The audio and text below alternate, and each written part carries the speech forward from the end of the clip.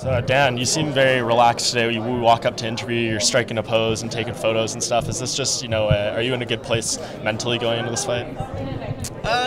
This is kind of the easy part. Like, you can't let any of this stuff distract you. Like, all the hard work's done in the gym. Like, I finished that last week. This is fun. This just comes with it. Makes the time pass a bit faster instead of just sitting in a hotel room. Right. And does the fact that you don't have that extra 10 pounds to cut anymore also help you out?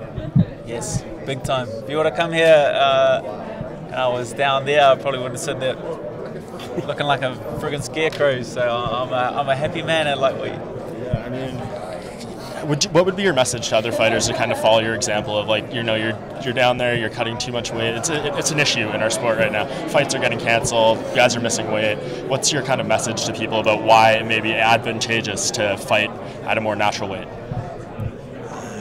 It's up to them. Like, it's entirely up to them. For me, I felt like it was impacting my ability to think inside of the cage. Like, I was just going in there a bit blank and a bit more like zombie-like.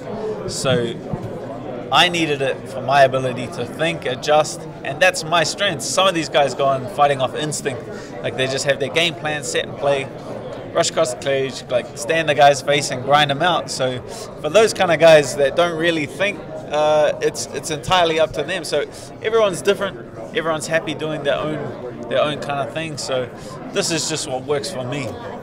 Right. I mean, you've done very well for yourself since coming back up here, and I know you wanted to be on a card like this. You wanted to fight in Vegas. I know you like being at home too, but what does it mean to you that they gave you this opportunity to be on a platform like this? Yeah, I'm stoked for the quick turnaround. That was Gilbert's doing. So when people were thinking, oh, why are you guys so respectful of each other? Gilbert put this fight together, man. Gilbert and his manager put this fight together. I was only 1 or 2 weeks off of the Jim Miller fight, and he managed to get in touch with the UFC. I wasn't even in contact with the UFC. He was in touch with the UFC, and he got this thing put together. So I'm more appreciative to that guy. This is another paycheck for my family. So I'm a very happy man. How do you scout him? Because he came in, he was the jiu-jitsu guy and stuff. He finishes a lot of dudes on the ground, but he's starting to show his hands, get knockouts and stuff. What are you expecting from him at this point? Yeah, I've been there. When you start knocking people out, you like fall in love with your power. It's like a real common thing. So I'll be very surprised if he hasn't fallen in love with that power. You knock a couple guys out, you knock one guy out, you just kind of think you're this indestructible striking genius or something. But I've already been there, done that. Like, there's levels to it, just like there's levels to the ground game, which I'm sure that he's got far more time on the mat than I do on the feet, and I think I'll feel like I've got far more time on the feet than he does on the mat. So it's a pretty straightforward game plan when it comes down to this one. Yeah, but do you feel comfortable if this fight does hit the ground? Like, it's not one of those things that you can't get taken down at any point. If it does go there, you're prepared as well. Yeah, of course. Like, I'm pretty hard to take down, and I'm extremely hard to keep down.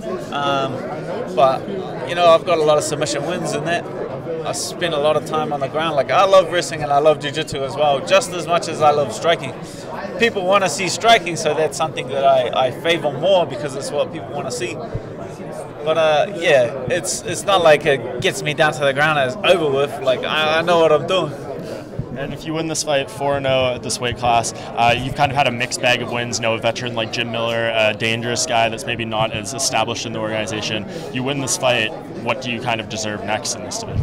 Man, you all know what I deserve. You all know what I deserve. I deserve a top 15 opponent. I deserve a ranking.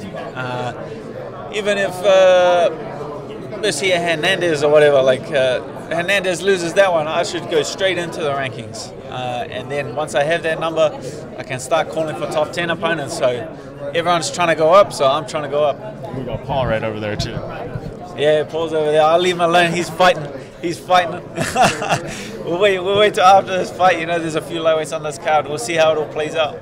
Has he said anything to you since you guys have been over here, or rode the bus over or anything like that? Yeah, straight after the event, where he came up to me and he was like, oh, like the UFC's, thanks for the offer. Like, the UFC's already been in contact with me about putting this Paul Felder fight, putting this James Vick fight together with number 10. So I can understand that he wants a higher ranked guy. He's getting offered the number 10 guy.